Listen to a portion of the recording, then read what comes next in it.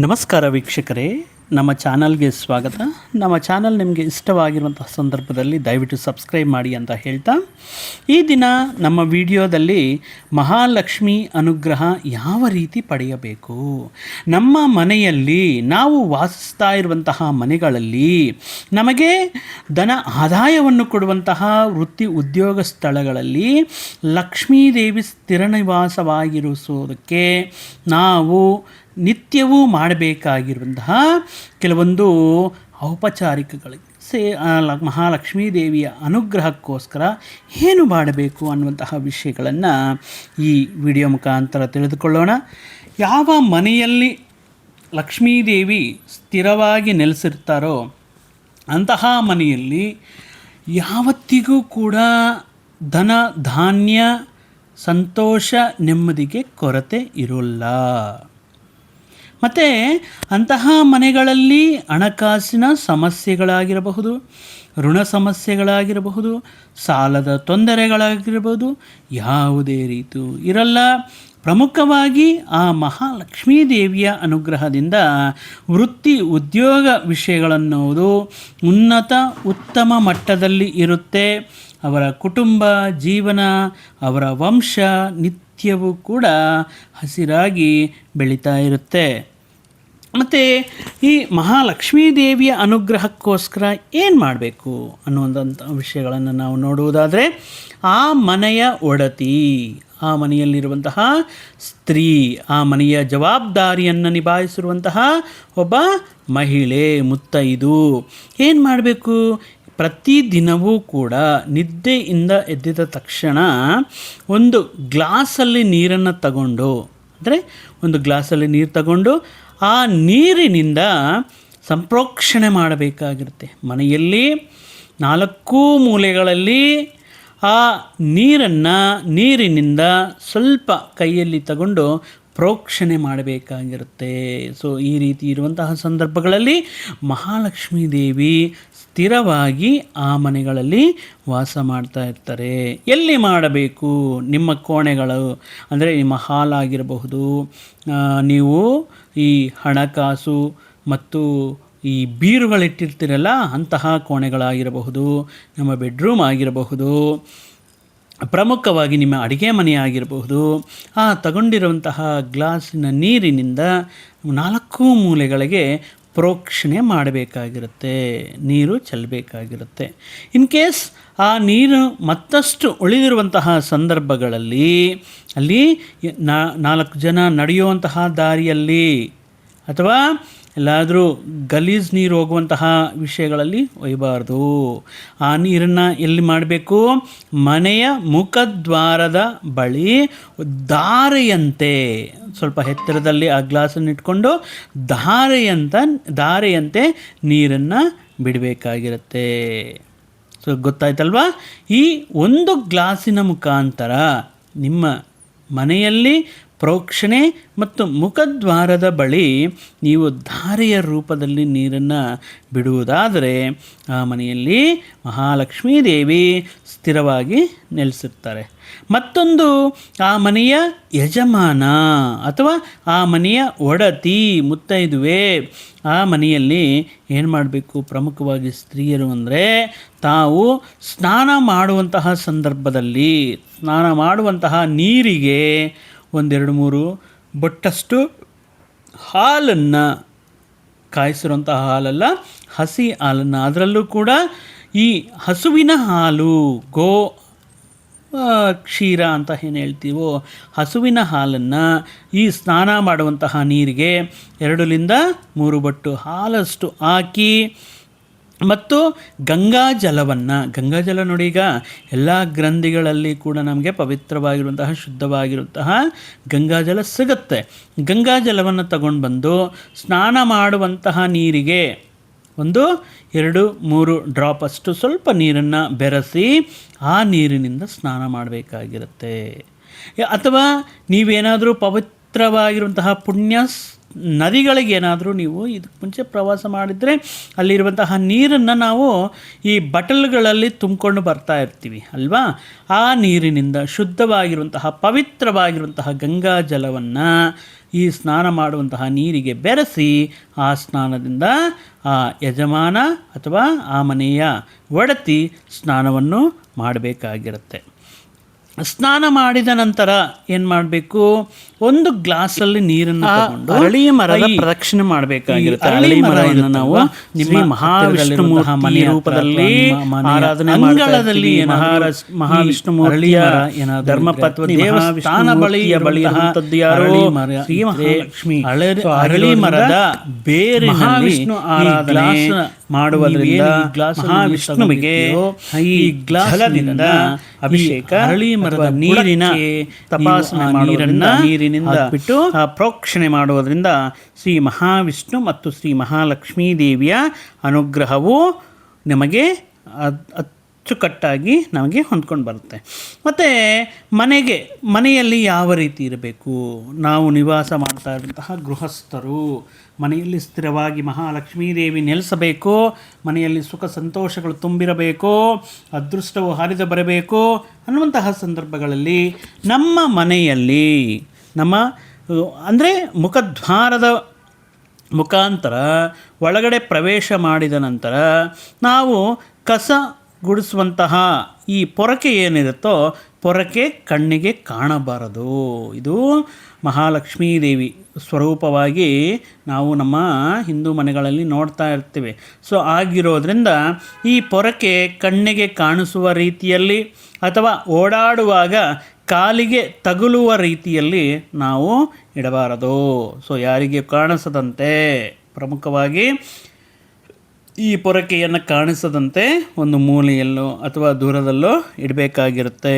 So ಆದ್ದರಿಂದ ಈ ಮನೆಯಲ್ಲಿರುವಂತಹ ಕಸ ಗುಡಿಸುವಂತಹ ಈ ಪೊರಕೆಯನ್ನು ನಮಗೆ ಕಣ್ಣಿಗೆ ಕಾಣಬಾರ್ದು. ಅಂದರೆ ಮನೆಗೆ ಒಳಗಡೆ ಪ್ರವೇಶ ಮಾಡಿದ ತಕ್ಷಣ ನಮಗೆ ಕಾಣಿಸಬಾರದು. ಅದನ್ನು ಒಂದು ಮೂಲೆಯಲ್ಲಿ ಹೊರಗಡೆ ಬರುವಂತಹ ವ್ಯಕ್ತಿಗಳಿಗಾಗಿರಬಹುದು, ನಮ್ಮ ಕುಟುಂಬದವರಿಗಾಗಿರಬಹುದು, ಅದು ಕಣ್ಣಿಗೆ ಕಾಣಿಸದಂತೆ ನೀವು ಅದನ್ನು ಇಡಬೇಕಾಗಿರುತ್ತೆ. ಮತ್ತು ನಾವು ನಿತ್ಯವೂ ಈ ತರಕಾರಿ ಕಟ್ ಮಾಡೋದಕ್ಕೆ ಯೂಸ್ ಮಾಡುವಂತಹದ್ದು ಈ ಚಾಕುಗಳಾಗಿರಬಹುದು ಮತ್ತು ಈ ಕಟ್ ಮಾಡುವಂತಹ ಈ ಕತ್ತರಿಗಳಾಗಿರಬಹುದು, ಸಿಜರ್ಸ್ ಆಗಿರಬಹುದು, ಯಾವಾಗಲೂ ಕೂಡ ನಾವು ಒಂದು ಮೂಲೆಯಲ್ಲಿ ಅಥವಾ ಸಾಮಾನುಗಳು ಇರುವಂತಹ ಜಾಗದಲ್ಲಿ ಇಡಬೇಕಾಗಿರುತ್ತೆ. ಮತ್ತು ಈ ವಸ್ತುಗಳನ್ನು ಆ ಶಾರ್ಪ್ನೆಸ್ ಇರುತ್ತಲ್ಲ, ಆ ಶಾರ್ಪ್ನೆಸ್ ಇರುವಂತಹ ಮೊನೆಗಳು ಏನಿರುತ್ತೋ ಅದು ಮೇಲೆ ಬರುವ ರೀತಿಯಲ್ಲಿ ಇಡಬಾರದು. ಸೊ ಇದನ್ನು ಪರ್ಟಿಕ್ಯುಲರಾಗಿ ಮನೆಯಲ್ಲಿ ನಾವು ಯೂಸ್ ಮಾಡ್ತಾ ಇರುವಂತಹ ಯಾವುದೇ ಶಾರ್ಪ್ ಥಿಂಗ್ಸ್ ಆಗಿರಬಹುದು, ಅದು ಕೊಡ್ಲಿ ಆಗಿರಬಹುದು ಅಥವಾ ಈ ಗಿಡಗಳನ್ನು ಕತ್ತರಿಸುವಂತಹ ಕತ್ತರಿ ಆಗಿರಬಹುದು, ಇದನ್ನು ಪರ್ಟಿಕ್ಯುಲರಾಗಿ ಆ ಎರಡು ಚೂಪು ಆಗಿರುವಂತಹ ಶಾರ್ಪ್ ಆಗಿರುವಂತಹ ವಿಷಯಗಳು ಮೇಲೆ ಕಾಣಿಸುವ ರೀತಿಯಲ್ಲಿ ಇಡಬಾರದು. ಇನ್ನು ಪರ್ಟಿಕ್ಯುಲರಾಗಿ ಈ ಸ್ವಚ್ಛವಾಗಿರುವಂತಹ ಹಸಿರು ಬೆಳೆದಿರುವಂತಹ ಮನೆಯಲ್ಲಿ ಲಕ್ಷ್ಮೀ ವಾಸ ಇರುತ್ತೆ. ಸೊ ಆಗಿರೋದ್ರಿಂದ ಮನೆಯ ಅಂಗಳದಲ್ಲಿ ಅಥವಾ ಮನೆಯಲ್ಲಿ ತೂರ್ಪು ದಿಕ್ಕಿನಲ್ಲಿ, ಪೂರ್ವ ದಿಕ್ಕಿನಲ್ಲಿ ಈ ಹೂವಿನ ಗಿಡಗಳನ್ನು ಬೆಳೆಸಬೇಕಾಗಿರುತ್ತೆ. ಹೂವಿನ ಗಿಡಗಳನ್ನು ನಾವು ಎಷ್ಟು ಹಸಿರಾಗಿ ನಮ್ಮ ಮನೆಯನ್ನು ಇಟ್ಕೊಂಡಿರ್ತೀವೋ ಅಷ್ಟು ಸೌಭಾಗ್ಯವನ್ನು ಶ್ರೀ ಮಹಾಲಕ್ಷ್ಮೀ ದೇವಿ ಅನುಗ್ರಹ ನೀಡ್ತಾ ಇರ್ತಾರೆ. ಸೊ ಅದರಲ್ಲಿ ಕೂಡ ಈ ಬಿದುರಿನ ಸಸಿ ಏನಿದೆಯೋ ಅದನ್ನು ನಮ್ಮ ಹಾಲಲ್ಲಿ ಈ ಪೂರ್ವ ದಿಕ್ಕಿನಲ್ಲಿ ಏನಾದರೂ ಅದನ್ನು ಬೆಳೆಸಿದ್ರೆ, ಅದಕ್ಕೆ ಪ್ರತಿನಿತ್ಯವೂ ಕೂಡ ನೀರಿನಿಂದ ಅದನ್ನು ಬೆಳೆಸ್ತಾ ಇದ್ದರೆ ಮನೆಯಲ್ಲಿ ಈ ಮಹಾಲಕ್ಷ್ಮೀ ದೇವಿಯು ಸ್ಥಿರವಾಗಿ ವಾಸ ಮಾಡ್ಕೊಂಡು ಇರ್ತಾರೆ. ಯಾವುದೇ ಕಾರಣಕ್ಕೂ ಮಲಗುವ ಕೋಣೆಯಲ್ಲಿ, ಬೆಡ್ರೂಮಲ್ಲಿ ಯಾವುದೇ ರೀತಿ ಈ ಹಸಿರು ಗಿಡಗಳನ್ನು ಬೆಳೆಸೋದಾಗಿರ್ಬೋದು, ಹೂವಿನ ಗಿಡಗಳನ್ನು ಬೆಳೆಸೋದಾಗಿರ್ಬೋದು ಅಥವಾ ಶೋಕೇಸ್ ಆಗಿ ತುಂಬ ಜನಗಳು ಇಟ್ಕೊಂಡಿರ್ತಾರೆ. ಸೊ ಯಾವುದೇ ರೀತಿ ಈ ಮಲಗುವಂತಹ ಪ್ರದೇಶದಲ್ಲಿ ಈ ರೀತಿ ಹೂವಿನ ಗಿಡಗಳಾಗಿರ್ಬೋದು, ಹಸಿರು ಇಂದ ತುಂಬಿರುವಂತಹ ಗಿಡಗಳನ್ನು ಇಟ್ಕೋಬಾರ್ದು. ಬೇಕಾದರೆ ನೀವು ಫ್ಲವರ್ ವಾಸ್ ಥರ ಹೂವುಗಳನ್ನು ಇಟ್ಕೋಬೋದು. ಹೂವುಗಳನ್ನು ಅಂದರೆ ಫ್ರೆಶ್ ಆಗಿರುವಂಥ ಹೂವುಗಳನ್ನು ಒಂದು ರೀತಿ ಪಾಸಿಟಿವ್ ಅಟ್ಮಾಸ್ಫಿಯರ್ ಬರೋದಕ್ಕೆ ಈ ರೀತಿ ಇಟ್ಕೋಬಹುದು. ಆದರೆ ಗಿಡಗಳನ್ನು, ಸಸ್ಯಗಳನ್ನು ನೀವು ಮಲಗುವಂತಹ ಕೋಣೆಯಲ್ಲಿ ಇಡಬಾರದು. ಅದು ಕೂಡ ಯಾವ ದಿಕ್ಕಿನಲ್ಲಿ ಇಡಬೇಕು? ಪೂರ್ವ ದಿಕ್ಕಿನಲ್ಲಿ ಈ ಹೂವಿನ ಗಿಡಗಳನ್ನು ಈ ಹಾಲಿನಲ್ಲಿ ಅಥವಾ ಅಂಗಳದಲ್ಲಿ ಮುಖದ್ವಾರದ ಹತ್ತಿರದಲ್ಲಿ ನೀವು ಈ ಹಸಿರಿನ ಗಿಡಗಳನ್ನು ಬೆಳೆಸ್ಕೋಬೇಕಾಗಿರುತ್ತೆ. ಇನ್ನು ಪರ್ಟಿಕ್ಯುಲರ್ ಆಗಿ ಮತ್ತೊಂದು ಅದ್ಭುತವಾಗಿರುವಂತಹ ಸುಲಭ ಪರಿಹಾರ, ಶ್ರೀ ಮಹಾಲಕ್ಷ್ಮೀ ದೇವಿಯ ಅನುಗ್ರಹ ಆಗಬೇಕು ಅಂದರೆ ಈ ಕಸಗುಡಿಸುವಂತಹ ಈ ಪೊರಕೆಯನ್ನು, ಹೊಸ ಪೊರಕೆ ಯೂಸ್ ಮಾಡಿರೋದಲ್ಲ, ಹೊಸ ಪೊರಕೆಯನ್ನು ಮಹಾಲಕ್ಷ್ಮೀ ದೇವಿಯ ದೇಗುಲದಲ್ಲಿ ದಾನವಾಗಿ ನೀಡಬೇಕಾಗಿರುತ್ತೆ. ಮಹಾಲಕ್ಷ್ಮೀ ದೇವಿಯ ದೇಗುಲದಲ್ಲಿ ಹೊಸದಾಗಿ ಪರ್ಚೇಸ್ ಮಾಡಿರುವಂಥದ್ದು ಈ ಹೊಸ ಪೊರಕೆಯನ್ನು ನೀವು ದಾನವಾಗಿ ನೀಡಿದ್ರೂ ಕೂಡ ಮಹಾಲಕ್ಷ್ಮೀ ದೇವಿಯ ಅನುಗ್ರಹ ನಿಮಗೆ ಆಗುತ್ತೆ. ಇನ್ನು ಈ ಮಹಾಲಕ್ಷ್ಮೀ ದೇವಿ ಮನೆಯಲ್ಲಿರುವಂತಹ ಸ್ತ್ರೀಯರು, ಮುತ್ತೈದೆಯರು, ಸುಮಂಗಳಿಯರು ಇವರ ರೂಪದಲ್ಲಿ ಕಾಣಬೇಕಾಗಿರುತ್ತೆ. ಇವರನ್ನು ಮನಸ್ಸು ನೋಯಿಸೋದಾಗಿರಬಹುದು, ಅಥವಾ ಈ ಕೆಲವೊಂದು ವಿಷಯಗಳಲ್ಲಿ ಅವರನ್ನು ಕೀಳಾಗಿ ನೋಡೋದಾಗಿರಬಹುದು, ಬಾಧೆ, ಕೋಪ ಇತ್ಯಾದಿ ವಿಷಯಗಳನ್ನು ತೋರಿಸೋವಾಗಿರಬಹುದು. ಕಡ್ಡಾಯವಾಗಿ ಮನೆಯಲ್ಲಿ, ಗೃಹದಲ್ಲಿ ಮಾಡಲೇಬಾರದು. ಯಾಕಂದರೆ ಅವರು ಎಷ್ಟು ಮನಸ್ಸು ನೋಯಿಸ್ಕೊಳ್ತಾರೋ ಆ ಮನೆಯಲ್ಲಿ ಲಕ್ಷ್ಮೀ ವಾಸ ಮಾಡುವುದಿಲ್ಲ. ಕಣ್ಣೀರು ಹಾಕುವಂತಹ ಸ್ತ್ರೀ ಆ ಮನೆಯಲ್ಲಿರುವಂತಹ ಸಂದರ್ಭಗಳಲ್ಲಿ ಈ ಮಹಾಲಕ್ಷ್ಮೀ ದೇವಿ ಅಂತಹ ಪ್ರದೇಶಗಳಲ್ಲಿ ಇರುವುದಕ್ಕೆ ಇಷ್ಟಪಡೋದಿಲ್ಲ. ಸೊ ಆಗಿರೋದ್ರಿಂದ ಸಂತೋಷವಾಗಿ ಇರಬೇಕಾಗಿರುತ್ತೆ. ಸದಾ ಮಕ್ಕಳ ಜೊತೆ, ಕುಟುಂಬದ ಜೊತೆ ಸಂತೋಷಕರವಾಗಿರುವಂತಹ ವಾತಾವರಣವನ್ನು ಸೃಷ್ಟಿಸಬೇಕಾಗಿರುತ್ತೆ. ಇನ್ನು ಆ ಮನೆಯ ಒಡತಿ ದಿನಕ್ಕೆ 21 ಬಾರಿ ಒಂದು ಮಂತ್ರವನ್ನು ಹೇಳ್ತೀನಿ. ಆ ಮಂತ್ರವನ್ನು ಪಾರಾಯಣೆ ಮಾಡ್ತಾ ಇದ್ದರೆ ಬೆಳಗ್ಗೆ ಸ್ನಾನಾದಿಗಳು ಮುಗಿಸಿದ ನಂತರ ಈ ದೀಪವನ್ನು ಹಚ್ಚಿ ಓಂ ಶ್ರೀ ಲಕ್ಷ್ಮೀ ಕಮಲ ವಾಸಿನ್ಯೈ ನಮಃ, ಮತ್ತೊಂದು ಬಾರಿ ಹೇಳ್ತೀನಿ, ಓಂ ಶ್ರೀ ಮಹಾಲಕ್ಷ್ಮೀ ಕಮಲ ವಾಸಿನ್ಯೈ ನಮಃ ಅನ್ನುವಂತಹ ಮಂತ್ರ. ಈ ಮಂತ್ರವನ್ನು 21 ಬಾರಿ ನೀವು ಮನದಲ್ಲಿ ಜಪ ಮಾಡಿಕೊಂಡ್ರೆ ನಿಮ್ಮ ಮನೆಯಲ್ಲಿ ಮಹಾಲಕ್ಷ್ಮೀ ದೇವಿ ಸ್ಥಿರವಾಗಿ ನೆಲೆಸಿರುತ್ತಾರೆ. ಮತ್ತೊಂದು ಅದ್ಭುತವಾಗಿರುವಂತಹ ಸುಲಭ ಸರಳವಾಗಿರುವಂತಹ ಮಹಾಲಕ್ಷ್ಮಿ ಅನುಗ್ರಹಕ್ಕೋಸ್ಕರ ಮಾಡಬೇಕಾಗಿರುವಂತಹ ಒಂದು, ನಾವು ಪ್ರತಿದಿನವೂ ಕೂಡ ನಮ್ಮ ಆಹಾರದಲ್ಲಿ ಬಳಸುವಂತಹ ಅತಿ ಸಾಧಾರಣವಾಗಿ ರೆಗ್ಯುಲರ್ ಆಗಿ ನಾವು ಯೂಸ್ ಮಾಡುವಂತಹ ಉಪ್ಪಿನಿಂದ, ಕಲ್ಲುಪ್ಪಿನಿಂದ ಮಾಡಬೇಕಾಗಿರುವಂತಹ ಪರಿಹಾರ ಏನು ಅಂದರೆ, ಒಂದು ಬಟ್ಲಿನಲ್ಲಿ ಒಂದು ಬೌಲ್ ತಗೊಂಡು ಅದರ ತುಂಬ ಸಾಲ್ಟ್ ಹಾಕಿ, ಆ ಸಾಲ್ಟಲ್ಲಿ 7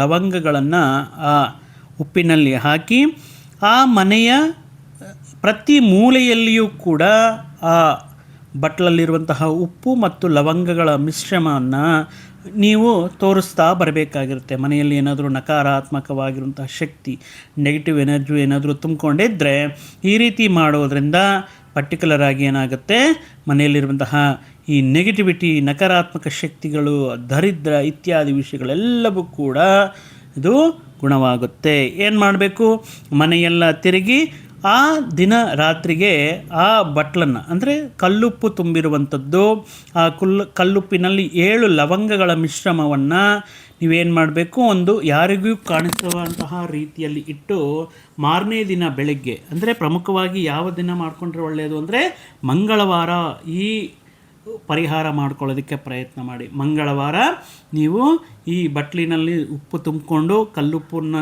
ತುಂಬಿಸಿ ಅದರಲ್ಲಿ ಲವಂಗಗಳಾಕಿ ಮನೆಯಲ್ಲಿ ಎಲ್ಲ ದಿಕ್ಕುಗಳಲ್ಲಿ ಈ ನಾವು ಧೂಪ ಯಾವ ರೀತಿ ತೋರಿಸ್ತೀವೋ ಆ ರೀತಿಯಲ್ಲಿ ತೋರಿಸುತ್ತಾ ಯಾರಿಗೂ ಕಾಣಿಸಿರುವಂತಹ ಪ್ರದೇಶದಲ್ಲಿಟ್ಟು ಮಾರನೇ ದಿನ ಬೆಳಗ್ಗೆ ಏನು ಮಾಡಬೇಕು, ಆ ಉಪ್ಪನ್ನು ತಗೊಂಡೋಗಿ ಆ ಮಿಶ್ರಣವನ್ನು ಯಾವುದಾದ್ರೂ ಗಿಡದ ಬೆರಳಿನಲ್ಲಿ, ಗಿಡದ ಈ ತುದಿಯಲ್ಲಿ, ಗಿಡದ ಆದಿಯಲ್ಲಿ ಬೇರುಗಳಿರುವಂತಹ ಜಾಗದಲ್ಲಿ ಆ ಉಪ್ಪನ್ನು ನೀಡಬೇಕಾಗಿರುತ್ತೆ.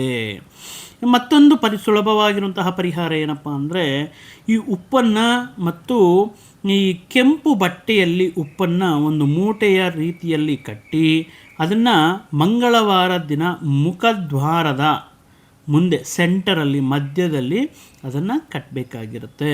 ಆ ರೀತಿ ಕಟ್ಟಿರುವಂತಹ ಈ ಸಾಲ್ಟ್ ಏನಿರುತ್ತೋ, ಈ ಸಾಲ್ಟು ರೆಡ್ ಕ್ಲಾತಲ್ಲಿ, ಕೆಂಪು ವಸ್ತ್ರದಲ್ಲಿ ಈ ಕಲ್ಲುಪ್ಪನ್ನು ತುಂಬಿ ಮೂಟೆಯಾಗಿ ಕಟ್ಟಿ ಅದು ಮಂಗಳವಾರದ ದಿನ ಮುಖದ್ವಾರದ ಮಧ್ಯದಲ್ಲಿ ಕಟ್ಟಬೇಕಾಗಿರುತ್ತೆ. ಕಟ್ಟಿಬಿಟ್ಟು ಏನು ಮಾಡಬೇಕು, ಬುಧವಾರದ ಬೆಳಿಗ್ಗೆ ಆ ಉಪ್ಪನ್ನು ತಗೊಂಡೋಗಿ ಮತ್ತೆ ಈ ಗಿಡದ ಅಥವಾ ಈ ಸಸಿಗಳ ಮಧ್ಯೆ ಅದನ್ನು ನೀವು ಸುರಿಬೇಕಾಗಿರುತ್ತೆ. ಸೊ ನೋಡಿದಿರಲ್ಲ. ಸೊ ಈ ರೀತಿ ನಾವು ನಿತ್ಯವೂ ಉಪಯೋಗಿಸುವಂತಹ ಈ ಉಪ್ಪು ಏನಿದೆಯೋ, ಉಪ್ಪಿನಿಂದ ನಾವು ಅನೇಕ ರೀತಿಯಲ್ಲಿ ಪ್ರಯೋಜನಗಳನ್ನು ಪಡಿಬೇಕಾಗಿರುತ್ತೆ. ಇನ್ನು ಶುಚಿಯಾಗಿಟ್ಕೋಬೇಕಾಗಿರುತ್ತೆ. ನಮ್ಮ ವಾತಾವರಣ, ನಮ್ಮ ಮನೆಯಲ್ಲಿರುವಂತಹ ಎಲ್ಲ ಕೋಣೆಗಳಾಗಿರ್ಬೋದು, ಪ್ರತಿನಿತ್ಯವೂ ಎಲ್ಲಿ ಶುಚಿಯಾಗಿರುತ್ತೋ, ಎಲ್ಲಿ ಶುಭ್ರವಾಗಿರುತ್ತೋ ಅಂತಹ ಸ್ಥಳದಲ್ಲಿ ಶ್ರೀ ಮಹಾಲಕ್ಷ್ಮೀ ದೇವಿ ವಾಸ ಮಾಡ್ತಾ ಇರ್ತಾರೆ. ಸೊ ಆಗಿರೋದ್ರಿಂದ ಈ ರೀತಿ ಮಾಡಬೇಕಾಗಿರುತ್ತೆ.